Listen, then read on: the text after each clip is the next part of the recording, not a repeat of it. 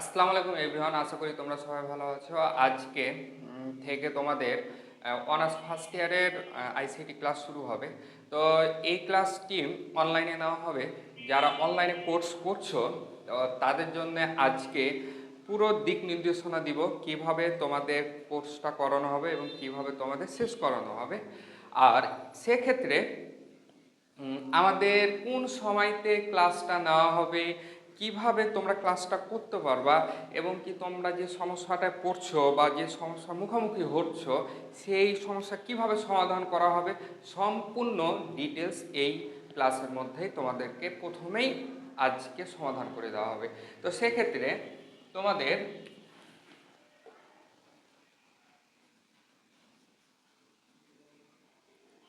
রবিবার, মঙ্গলবার,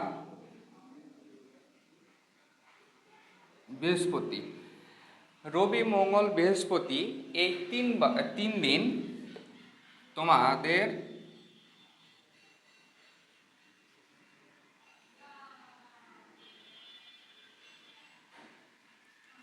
সন্ধ্যার পরে 8টা থেকে ক্লাস নেওয়া হবে। আচ্ছা, এখন প্রশ্ন হচ্ছে যে স্যার আপনি সন্ধ্যার পরে ক্লাসটা দিচ্ছেন কেন বা সন্ধ্যার পরে ক্লাসটা নেবেন কেন? আচ্ছা, তোমরা অনার্সে পড়াশোনা করছো, তোমরা অনেকেই বিভিন্ন জায়গায় পার্ট টাইম জব করো। হ্যাঁ, অনেকে বিভিন্ন কাজে ব্যস্ত আছো। দিনের বেলা কলেজে যাচ্ছ বা ভার্সিটিতে গিয়ে পড়াশোনা করছো, তার পাশাপাশি তোমার নিজের পড়াশোনা বা তোমাদের সংসারের দায়িত্ব, পারিবারিক দায়িত্ব বিভিন্ন চালনা করার জন্য বা পরিচালিত করার জন্য কি করা লাগছে, তোমাদের বিভিন্ন জব করতে হচ্ছে। তো দিনের বেলা দেখা যায় অনেকেই বিভিন্ন কাজে ব্যস্ত থাকে। তো সেক্ষেত্রে তারা অনেকেই ক্লাস যে পড়বে সেটা কিন্তু আর করতে পারে না এবং কি সরাসরি গিয়ে কোনো জায়গাতে যে পড়বে সেটাও কিন্তু করতে পারে না। আমি চাই তোমরা যেন সবাই একসাথে ঠিকভাবে ক্লাস করতে পারো এবং কি নিজে ফাইনাল পরীক্ষার জন্য প্রস্তুতি নিতে পারো। সেই জন্যে আমি ক্লাসের সময়টা রেখেছি সন্ধ্যার পরে 8টা থেকে। হ্যাঁ, 8টার সময় তোমাদের ক্লাস নেওয়া হবে। সেক্ষেত্রে একটা বিষয় বলি, রবিবার, মঙ্গলবার, বৃহস্পতিবার তোমাদের ক্লাস নেওয়া হবে। আর প্রতিটি ক্লাস ছোট ছোট করে হবে, ছোট আকারে ক্লাসগুলো নেওয়া হবে। তো এই ক্লাসটা নেওয়ার পরে একটা রেকর্ডিং ক্লাস থেকে যাবে।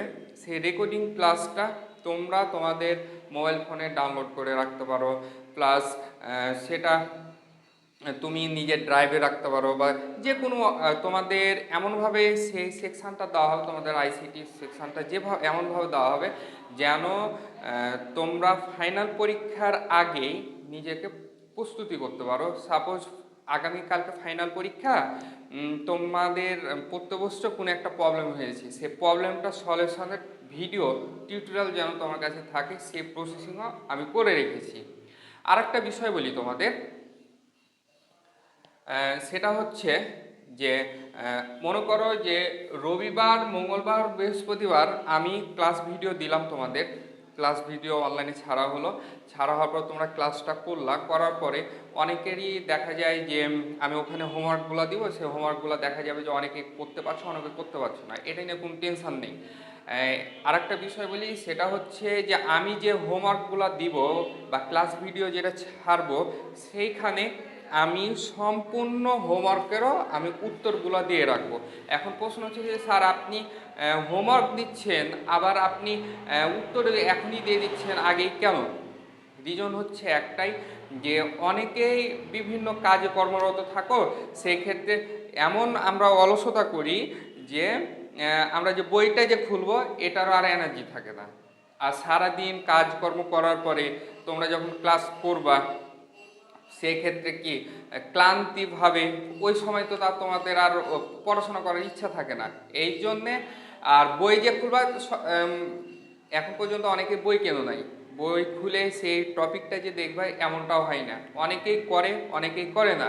তার জন্যে আমি চাইছি যে প্রতিটা প্রশ্নের সমাধান প্রত্যেকটাতেই দিয়ে দেওয়ার জন্যে। আর আরেকটা তোমাদের বিষয় বলে রাখি, তোমাদের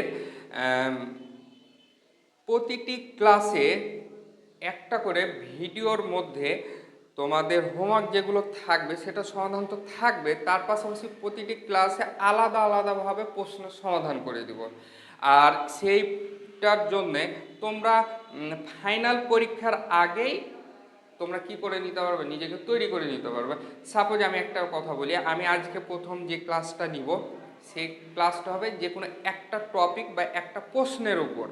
সেই টপিক বা প্রশ্নের এই ছোটো যে ভিডিওটা ক্লাসটা যে তোমরা করছো, এটার মাধ্যমেই তোমাদের যেন সেটা হয়ে যায়। আর ফাইনাল পরীক্ষা কমন পাওয়ার জন্য তোমাদের অলরেডি সাজেশান তৈরি করা হয়েছে। আর আমি তোমাদেরকে এখান থেকেই আমি বই দিয়ে দিব, তোমাদের এক্সট্রাভাবে আইসিটি কোনো বই কেনার প্রয়োজন নেই। যারা আমার কোর্স কিনেছো তাদেরকে আমি কুরিয়ার সার্ভিসের মাধ্যমে তোমাদের কাছে বইটা পৌঁছে দিব। তো সেক্ষেত্রে আজকে যেহেতু তোমাদের ক্লাস শুরু করছি, তো চলো যাই ক্লাস করতে থাকি। দেখতেই পাচ্ছ আমি পিছনে আমি একটা প্রশ্ন দিয়েছি, প্রশ্নটা কি লিখেছে রেখে তার আগে আমি তোমাদেরকে আগে বলে দিই, তোমরা ইন্টার পাস করে অনার্সে ভর্তি হয়েছো, তো তোমরা ইন্টারে থাকাকালীন সকল সাবজেক্ট সৃজনশীল আকারে কি করেছে উত্তরগুলো দিছো এবং কি সৃজনশীল আকারে প্রশ্নগুলো এসছে। তো একটা কথা সবসময় মনে রাখবা, তোমাদের অনার্সে কোনো সৃজনশীল নেই। এখানে তুমি ভুল তথ্য দিবা তুমি মার্ক পেয়ে যাবে, এটা কিন্তু ভেবো না। একদম প্রপার সঠিক উত্তর না দেওয়া পর্যন্ত কোনো মার্ক পেবে না। আরেকটা বিষয় বলি তোমাকে, সেটা হচ্ছে যে এখানে কোনো উদ্দীপক থাকবে না, সরাসরি প্রশ্ন দেওয়া থাকবে এবং কি প্রপার যে উত্তর সেটা তোমাকে লিখতে হবে। তুমি যে প্রশ্নটা আমি তোমাদের বুঝাবো আর সেটার উত্তর আমি কমেন্ট সেকশানে দিয়ে রাখবো, তোমরা বইয়েও তোমাদের দেওয়া থাকবে। সেক্ষেত্রে ওখানে যদি না পাও কোনো টেনশান নেই, তুমি আমার কমেন্ট সেকশান থেকে সেই সম্পূর্ণ তথ্যটা নিয়ে খাতায় লিখে সেটা তুমি কী করতে পারবা, আয়ত্ত করতে পারবা। তো আচ্ছা চলো, আচ্ছা প্রথমত আগে এই কথাটা বলো তো, আমি যে তোমাদের ক্লাস নিচ্ছি আইসিটি ক্লাস নিচ্ছি, তো আইসিটি পূর্ণরূপ কি? আইসিটি কাকে বলে এটা কি বলতে পারবা? বলো দেখি। আচ্ছা কমেন্ট সেকশানে কমেন্টটা করো। আচ্ছা এখন তোমরা বলো আইসিটি পূর্ণরূপ কি? আইসিটি পূর্ণরূপ হচ্ছে ইনফরমেশান অ্যান্ড কমিউনিকেশান টেকনোলজি। কি? Information and communication technology. তাহলে আইসিটি এটা পূর্ণরূপ কি? ইনফরমেশান। আই এর জন্য কি? ইনফরমেশান। আর সি এর জন্য কি? কমিউনিকেশান। আর টি এর জন্য কি? টেকনোলজি। তাহলে আইসিটি পূর্ণরূপ কি? Information and communication technology. আচ্ছা এখন এটা বলো তো, আইসিটি বলতে কি বুঝো, তাই না? আইসিটি বলতে তুমি কি বুঝো? সেক্ষেত্রে আইসিটি কাকে বলে? এখন আমরা ইন্টারের সময় কি লিখেছি যে ইনফরমেশান অ্যান্ড কমিউনিকেশান টেকনোলজিকে আইসিটি বলে, এটা তো পূর্ণরূপ হলো। তো আইসিটি বিষয়টা কি বা আইসিটি কাকে বলছে বা আইসিটি বলতে কি বুঝো, বা এই জিনিসটা তোমাকে এখন সম্পূর্ণ প্রপারভাবে জানা লাগবে। আইসিটি কাকে বলে? আচ্ছা তাহলে আমরা প্রথমে আমরা জানলাম যে ইনফরমেশান অ্যান্ড কমিউনিকেশান টেকনোলজিকে কী বলে, ইনফরমেশান অ্যান্ড কমিউনিকেশান টেকনোলজিকে কী বলে? আইসিটি বলে। তো আইসিটির আমরা সহজভাবে আমরা সংজ্ঞা দিতে পারি। কি সংজ্ঞা দিতে পারি? আচ্ছা কমেন্ট সেকশানে কে কমেন্ট করলো একটু দেখে নিই। মেহেদি কমেন্ট করলো যে আইসিটি বলতে, আচ্ছা আচ্ছা তোমরা উত্তরটা দিতে থাকো, আমরা ক্লাসটা করতে থাকি, আমি তোমাদের কমেন্টগুলো পরে দেখছি। আচ্ছা এখানে তোমার আচ্ছা আচ্ছা ঠিক আছে, অবশ্যই অবশ্যই তোমাদের, হ্যাঁ কি জারামণি, ওকে আচ্ছা তোমার অবশ্যই কমেন্টের উত্তর দিব। আইসিটি বলতে তাহলে আমরা কি বুঝি? তথ্য প্রযুক্তি এবং যোগাযোগ প্রযুক্তির সম্মিলিত প্রয়োগের দিককে আমরা কি বলে থাকি? আইসিটি বলে থাকি।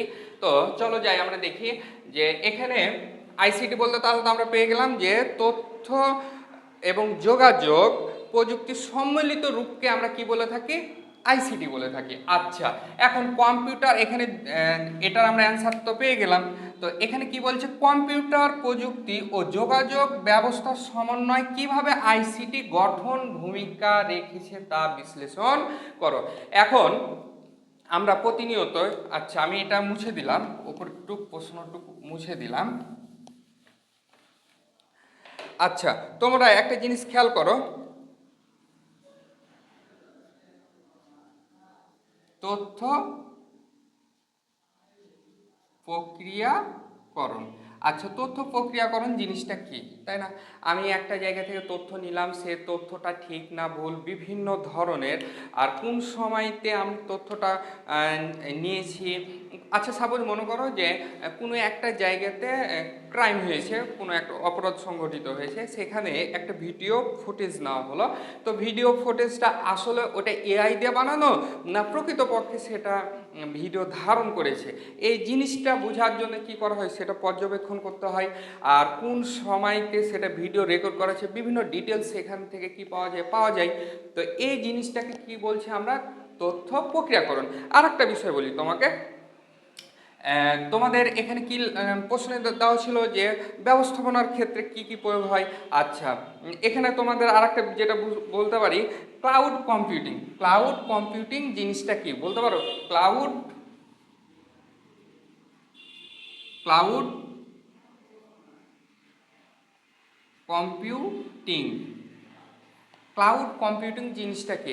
আচ্ছা ক্লাউড কম্পিউটিং জিনিসটা হচ্ছে এমন যে মনে করো যে আমাদের আমরা এখন ভিডিও করলাম, ক্লাস নিচ্ছি, কোনো একটা তথ্য একটা জায়গাতে স্টোরেজ আকারে রেখে দিলাম, সেই স্টোরেজের ওই তথ্যগুলা অন্য জায়গাতে বিভিন্ন দেশে বিভিন্ন জায়গা থেকে সেই যে কেউ যাকে তোমরা অ্যাক্সেস দিচ্ছ তারা সে তথ্যগুলো সংরক্ষণ করতে পারছে, নিতে পারছে। এই যে বিভিন্ন তথ্য এক জায়গাতে স্টোরেজ করে অন্য যে কেউ বিভিন্ন দেশের বিভিন্ন প্রান্ত থেকে ব্যবহার করছে, সেই এই প্রক্রিয়াটা হচ্ছে মূলত ক্লাউডিং, ক্লাউড কম্পিউটিং বা তথ্য সংরক্ষণ ব্যবস্থা। এটাকে আমরা আর কি বলতে পারি, ক্লাউড কম্পিউটিং বা তথ্য সংরক্ষণ ব্যবস্থা। আচ্ছা তাহলে আমরা কি জানলাম, ক্লাউড কম্পিউটিং বা তথ্য সংরক্ষণ ব্যবস্থা কাকে বলে বা বলতে কি বুঝো। আমরা কি বুঝলাম যে দেশের আচ্ছা যে কোনো তথ্যকে আমরা সংরক্ষণ করে দেশের বিভিন্ন প্রান্ত থেকে সেই জিনিসগুলো অ্যাক্সেস করার প্রক্রিয়াটাই হচ্ছে কি, ক্লাউড কম্পিউটিং বা তথ্য সংরক্ষণ ব্যবস্থা। আর তথ্য প্রক্রিয়াকরণ জিনিসটা তো বুঝতে পেরেছো, যে তথ্য আমরা সংরক্ষণ করলাম ওটা আদৌ সঠিক না ভুল বিভিন্ন পর্যবেক্ষণ এই আমাদের ইন্টারনেটের মাধ্যমে করা যায়, এইটাকে বলা হচ্ছে প্রক্রিয়াকরণ। ওটা ঠিক না ভুল এই জিনিসটা। আর একটা বিষয় বলি, যে এখন আমাদের তথ্য প্রযুক্তি যুগ এসছে, তোমরা অনলাইনে ক্লাস করতে পারছো, আমি তোমাদেরকে অনলাইনে ক্লাস নিতে পারছি। তো সেই ক্ষেত্রে এর আগেতে এই ব্যবস্থা ছিল না। আর বিভিন্ন তথ্য আমাদেরকে হাতে কলমে অ্যানালগ পদ্ধতি সংরক্ষণ করতে হতো, তো সে সময়তে আমাদের অনেক কিছু ভুল হতো। তো অনেক কিছু ভুল হতো, এখন সে ভুলটা সংশোধন করার কিন্তু অনেক উপায় ছিল না, কিন্তু বর্তমানে এখন কি করা হয়েছে, বিভিন্ন রকম প্রযুক্তির কারণে সেই জিনিসটা সহজ হয়ে গেছে। তো সেক্ষেত্রে এই প্রক্রিয়াকরণের মাধ্যমে আমরা কি করতে পারি, এই তথ্য প্রযুক্তির মাধ্যমে আমরা সঠিক ঠিক না ভুল সেই জিনিসটা আমরা নির্বাচন করতে পারি। ঠিক আছে, এই জিনিসটা তোমরা যদি, আচ্ছা তথ্য প্রক্রিয়াকরণ যদি বুঝে না থাকো বা বুঝতে প্রবলেম হয়, আমাকে কমেন্ট সেকশানে আবার কমেন্ট করো। আর ক্লাউড কম্পিউটিং বা তথ্য সংরক্ষণ ব্যবস্থা কি, এটা তো আশা করি তোমরা বুঝতে পেরেছো। যদি না বুঝতে পারো আমাকে আবার কমেন্ট সেকশানে এই টপিকটার ওপর আমি আলাদাভাবে দরকার হলে আবার ভিডিও দেবো, তুমি আমাকে কমেন্ট করে রাখো। আচ্ছা এই মুছে দিলাম। এখন তোমাদের যে আরেকটা বলি, আমাদের কম্পিউটারে কি থাকে, হার্ডওয়্যার। কি থাকে, হার্ডওয়্যার। হার্ডওয়্যারের মাধ্যমে বিভিন্ন ধরনের কম্পিউটার বিভিন্ন যন্ত্রপাতি তথ্য সংরক্ষণ থেকে শুরু করে বিভিন্ন কাজ প্রসেসিং করা হয়। আর এটা যদি আমাদের কম্পিউটারে না থাকে তো কম্পিউটার কি চলবে, চলবে না। এটা সংরক্ষণ তারপরে বিভিন্ন তথ্য প্রদর্শন প্রক্রিয়াকরণ বিভিন্ন ক্ষেত্রে সেই জিনিসগুলা প্রয়োজন হয়। হার্ডওয়্যার এবং সফটওয়্যার দুইটাই একসাথে একে অপরের সাথে মিলিতভাবে কাজ করে থাকে। রিয়েল টাইম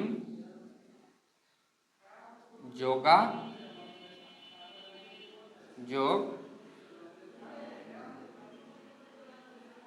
বা সেবা প্রদান। আচ্ছা, এখন রিয়েল টাইম আমরা এখানে কি লিখলাম যে রিয়েল টাইম যোগাযোগ বা সেবা প্রদান। আমরা এই যে আইসিটির মাধ্যমে কি করতে পারছি, আমরা নির্দিষ্ট সময়ে একে অপরের সাথে যোগাযোগ করতে পারছি। যেমন সাপোজ আমরা অনলাইনে ডাক্তারের পরামর্শ নিয়ে অনলাইনে বিভিন্ন টেলিমেডিসিনের মাধ্যমে ডাক্তারের কাছ থেকে কী ধরনের মেডিসিন নিতে হবে, এই কোন রোগের জন্য কি ওষুধ খেতে হবে, আমরা নির্দিষ্ট সময়ে অনলাইনের মাধ্যমে আমরা ডাক্তারের সাথে কথা বলতে পারি। আর ডাক্তারের সাথে কথা বলতে গিয়ে আমরা সেটার কি করতে পারি, সমাধান পেয়ে যাই। সাপোজ আমি এই মুহূর্তে অসুস্থ হয়েছি বা কোনো একটা অসুখ দাঁড়িয়েছে বা কোনো একটা প্রবলেমে পড়েছি, এখন আমার কোনো একজন ব্যক্তির সাথে যোগাযোগ করা প্রয়োজন এই মুহূর্তে এখনই, তখন আমি কি করব, ফোনটা নিয়ে সরাসরি তাকে কল দিব। তো এই যে তাৎক্ষণিক কোনো ব্যক্তির সাথে যোগাযোগ স্থাপন করাটাকে আমরা কি বলে থাকি, রিয়েল টাইম যোগাযোগ বা সেবা প্রদান। মানে কোনো ব্যক্তির সাথে ইন্টারনেট বা প্রযুক্তি ব্যবহার করে একে অপরের সাথে কথোপকথন বা তথ্য আদান প্রদান বা উপদেশ বলো বা সমস্যার সমাধান বলো, যাই বলো না কেন, সেটা করার প্রক্রিয়াটাকে আমরা কি বলে থাকি, রিয়েল টাইম যোগাযোগ বা সেবা প্রদান। আচ্ছা, এছাড়াও আরেকটা বিষয় বলি তোমাদের।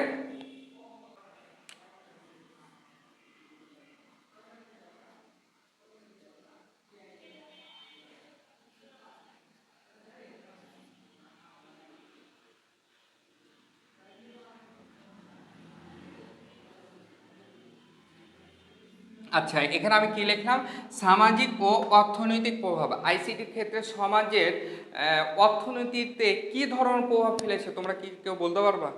অনেক ধরনের বর্তমানে প্রভাব পড়েছে। যেমন আমরা গ্রামে বসে অনলাইনে একটা ফেসবুক পেজ খুললাম, পেজ খুলে কি করছি, সেইখানে নকশি কাঁথা, তারপরে হাতের বিভিন্ন ধরনের তৈজসপত্র আমরা তৈরি করছি, হাত পাখা বানাচ্ছি, বিভিন্ন ধরনের খেলনা বানাচ্ছি, গ্রামের মানুষগুলা বিভিন্ন কর্ম করছে, বাসাতে বসে সেটা বিজ্ঞাপন দিচ্ছে, বিজ্ঞাপন দিয়ে সেটা কি করছে, যে কেউ দেশের বিভিন্ন প্রান্ত থেকে আমরা সেটা ক্রয় করে নিতে পারছি।